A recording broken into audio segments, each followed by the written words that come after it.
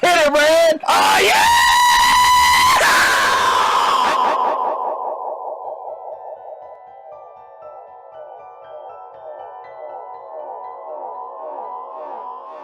My name is R. Crosby Lyles, and this is News from the Can. Listen to this. That's a large part of it. So you're saying that there is an organized, not always explicit, but still organized attempt to de-emphasize masculinity or to punish masculinity. Why? Because it's easy to mistake masculine competence for the tyranny that hypothetically drives the patriarchy. It's part of a ideological worldview that sees the entire history of mankind as the oppression of women by men, which is a dreadful way of looking at the world. Okay. That's probably true. It's a meme that's, that's the social division meme thing that's going on, the third wave feminism thing about the patriarchy and so forth. Before I go on, let me just say that this series that Tucker Carlson is doing about the something ominous happening to men is a must-see.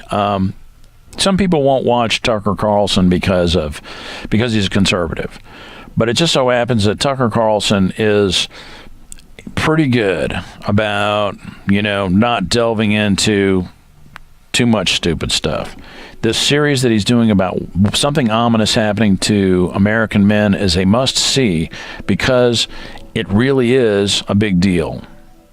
Men are dropping, middle-aged white men and also Native American men are dropping like flies from suicide, addiction, and a couple of little points here. Sperm count has dropped like 30% in the last 20 years or something like this, which is probably chemical. It probably has to do with plastics and fire retardant and cigarettes, mood and mind altering chemical ingestion of all kinds, pain medication, who knows.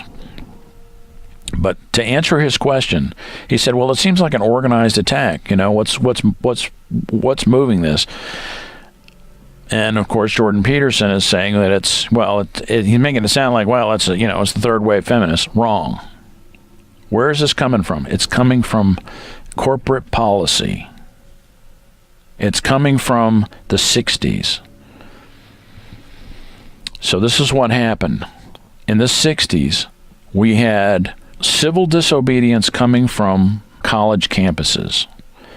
Back in the 60s, when you went to college, you learned about more things. College was more of a mind-expanding experience than anything else. Now college is more of a vocational school. Engineering school is more of a vocational school. There's not as much to do with history and humanities and worldview and what it is to be a human being and so forth. There's a reason for that. So here's the thing. The 60s was a period of massive change. There was a lot of social disobedience. So the 70s, and I was there, I'm here to tell you, the 70s, learning institutions from elementary school through college turned into obedience filters. That's what they became. They went from being, places where you would go and expand your mind and learn how to think outside the box and stuff like that. They went from that to being obedience filters. Men are kicked out of the obedience filter as a nature of being men, as a nature of being boys. Men are by nature conquerors. And in order to get laid or to succeed as a man, you've got to be a little bit of a conqueror. And conquerors by nature don't give a fuck.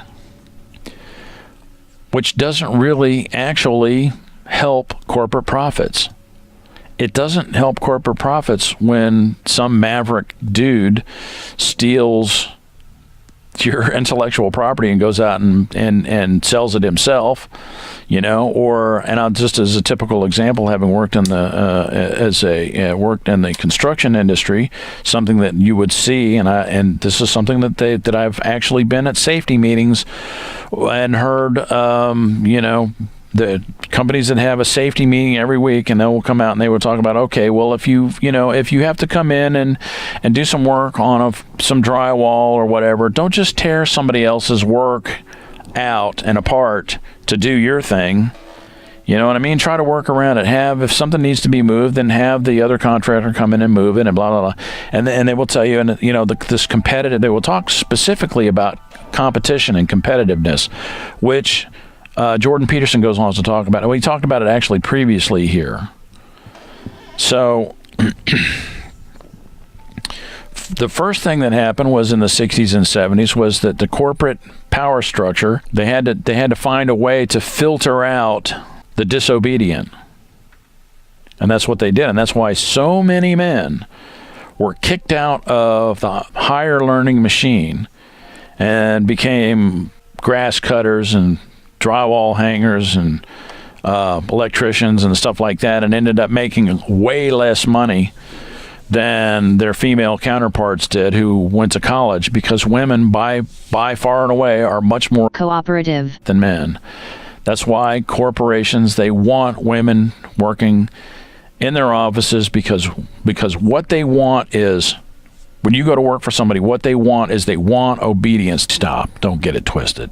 Women have a tendency to be more creative and brilliant than men in a lot of ways. It's not about creativity necessarily. It bears more on the demand of the corporate environment for cooperation. There's a culture of cooperation amongst women. Men have a tendency to be more physically destructive of an environment than women. Men are constantly establishing dominance and doing things that are establishing their presence, that happen to be physically destructive to systems and organizations and cooperative alliances and things like that, because of the conqueror mentality.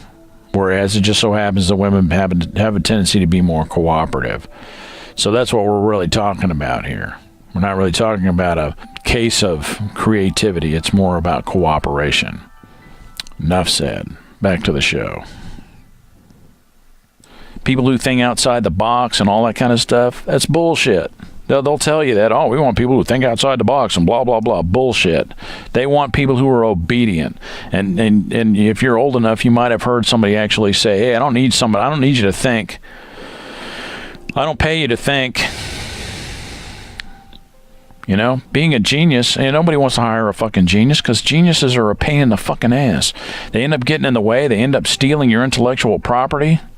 They end up being a big pain in the ass. They do. People who are creative and want to be creative in the workforce and all bullshit. You want somebody who's just going to do the basic shit you tell them to do and not make too many waves, you know what I mean, and stuff like that. And by the way, innovating, I say the Republican Party is the party of innovation. Bullshit. That's bullshit. The last thing that they want is for, the last thing that the owner of a $100 million plant wants to do is have some innovator come along and produce a widget that renders everything that their $100 million plant produces obsolete. They want their obsolescence to be planned. So people who are creative and think outside the box and aren't obedient end up screwing things up, ending up causing the big money people to lose big money. So, I've talked about that before. But no, he's wrong. I'm sorry. Yeah, there's some feminists out there. But those feminists are the ones who pushed the electorate into voting for Donald Trump. Third wave feminists and social justice warriors put Donald Trump in the Oval Office. That whole mechanism of antagonism, device of antagonism, pushed the electorate to the right when they otherwise might not have been so far to the right. So that's what's happening to American men. American men, the multinational corporations, man, they don't want manly men unless that manly man is going to be working his ass off on a oil platform somewhere. Then they want manly men. But that's all they want. They want the manly men to be working on the oil platforms. They don't want them in the boardroom. They don't want them. I'm telling you, they don't want them in the towers, in the ivory towers. They like their Game of Thrones to be, somewhat controlled. And that's really what's going on with that. But yeah, man, American masculinity is certainly under attack. No doubt about it. No doubt about it. And when you look at millennials, and there's a lot of metrosexuals running around out there, and they just really don't know what to do with themselves. They don't know how this thing works. Women, and by the way, a lot of women out there, they don't, I don't know, they have these particular things. They like their dudes to be clean shaven a lot of times, but they like their men to be manly. They do. They like their men to be manly. So there's a lot of, confusing things going out there. Men are confused, and what they really need to know is, naturally, if we stop trying to rewrite human nature, naturally men are conquerors. You're supposed to be a conqueror. You're supposed to go out and conquer your date. And I'm not talking about rape or anything like that. We're talking about, that there's a, civil means of conquering. They want that. Women want to be conquered on certain levels. You know what I'm saying? Intellectually. They want to be conquered. They want you to be strong. You need to be powerful. You need to run the show if you're a man. It's kind of hard to do when your old lady makes fucking 10 or 20 times more than you do. Then all of a sudden you sort of become like, the custodian of the house.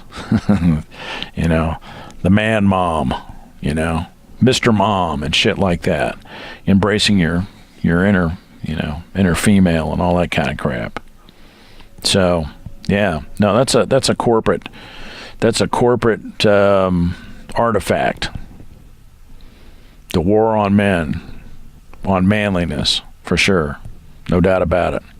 So, but yeah, you can weave that into the old social justice warrior thing, and because that's what's going on now. We're changing the conversation. That's how they're managing to, this breathtaking PR machine that's run by the, by the owners, the corporate power money people. They're able to just mind fuck the electorate into voting against their own best interest on a pretty regular and consistent basis. And that's how they're doing it. They're saying, oh yeah, men are being killed by the feminists. And it's just total bullshit. You got killed, you're being killed by the fucking obedience filter. By the obedience filter of the educational system that has been in place for the last 50 years. And that's what's up with that. Because you're talking about middle-aged men who are killing themselves now. You know what I mean? They're killing themselves because they never reached their motherfucking potential. Their potential was robbed from them because they weren't obedient enough. And that's what's up with that. My name is R. Crosby Lyles, and this has been News from the Can. Thanks for watching.